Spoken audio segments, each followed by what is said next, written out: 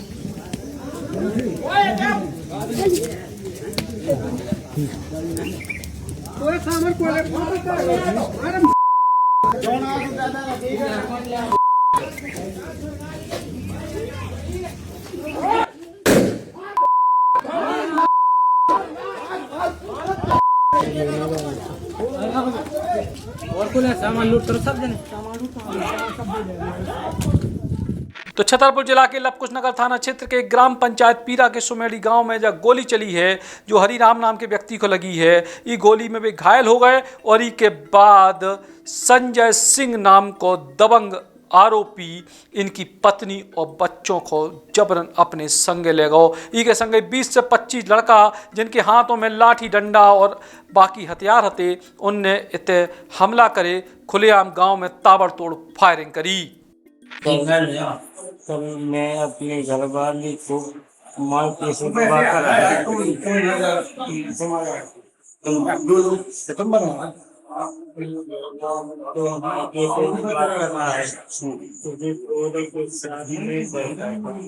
मुझसे मेरी घरवाली ने कहा कि ऐसा करो, क्या है कि मेरी भाभी ने उसी लड़के से मेरी घरवाली को इल्जाम लगा दिया। उन्होंने मुझसे कहा कि इसको एक बार समझा देना कि यहाँ न बैठे। तो मैंने कहा कि समझो तो हमारे गोली के सामने बैठो करे कि वो गाँव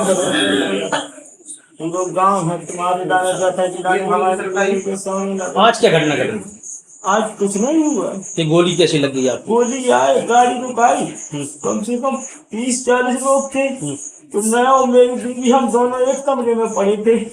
फट हुआ तो विवाही का टाइम, मैंने सोचा कि मैं डीजल भरवा लूं, कल से विवाही होनी है। तो मैं डीजल के लिए कपड़े पहन रहे थे, मैंने चप्पल जूता भी पहन लिया था। तो मैंने कि मैं जा रहा हूँ, तो वो बोली कि ठीक है। मैं कमरा के बाहर निकला तो बस फट्टा से फट गए, तो मैं अंदर घुसा। देर जो लोग आ गए, कल मैंने यह किसी आ गए, थोड़ी देर आ गए, तो ये जो आज ये सूट गोली मारा आ गए 40-50 लोग। वो बेचारी क्या है कि उसकी तबीयत खराब थी, तो लाइट चली जाए तो उसने सीना से बटन भी खोल लिए थे। तो वो मैंने कि वो आ गए हूँ कट्टा मारा, वो मैं पीछे, वो मुझसे आगे निकली। मम्मी मेरी साथ में, मेरे 2 बच्चे थे और मैंने क्या है कि 2 लड़के से मैंने उसको गाली दी थी। मैंने भी सुन लिया हूँ, हमारे जोड़े के सामने ना बैठा करे।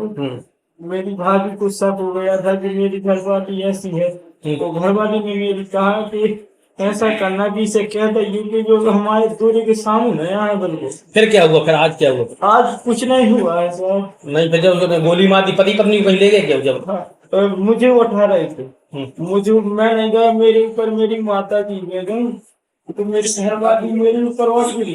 इसके बाद एक लड़का आया, उसने पकड़ा, लत मारा, तो उसका यहाँ पे हाथ से फ्रैक्चर हो गया होगा, तो उसको खतोड़ कर ले गए।